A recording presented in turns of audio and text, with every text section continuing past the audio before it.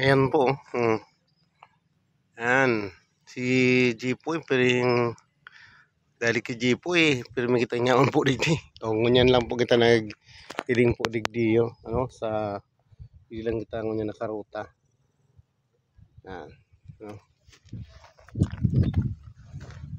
O si mga gusto po dyan na makaabot man po digdi para mahilingin do ang kagayon ng kambyo.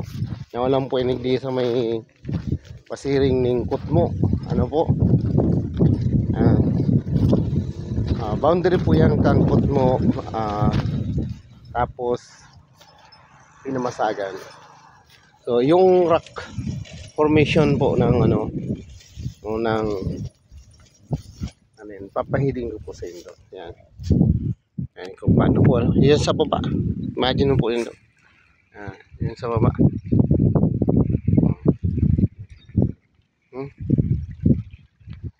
Ayun.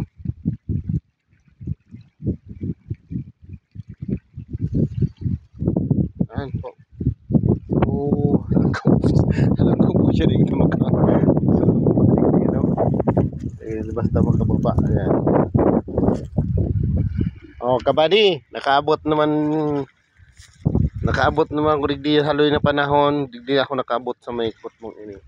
So boundary kang kutmo. Magayon para digdi kung pag naayos na talaga ni. No? Lang kawon ang alang ka ang gigibuning seawall. Imagine mo lang kawon na yan, no. So ito ang tatapaan para dahil ni magrasay kasi arog kaniyo. Magrasay pili magpaak na po ni inot mga kahoy ang kahoy kasi ano siya binaak.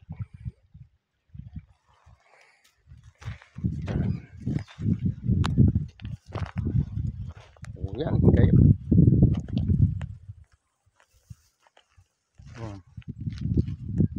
Imagine mo yan.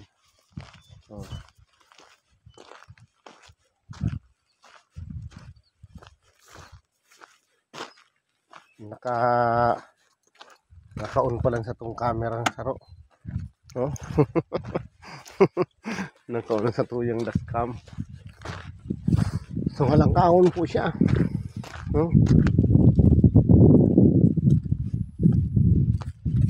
Ayan po, hindi po kita sa gilid.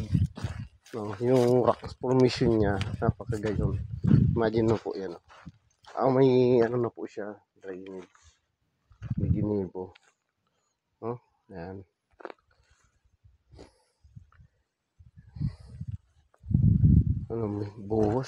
Buhos ata ito. Buhos po, bakong hollow blocks, buhos talaga. Talagang pusog. Talagang pusog. Imagine po nila yan.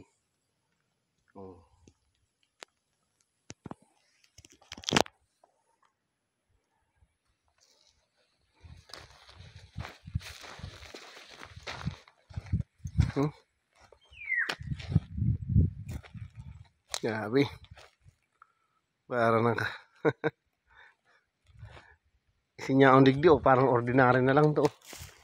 Pero mga araw sa to ng mga lalo na ko yung mga first time, mga first time na nakaabot.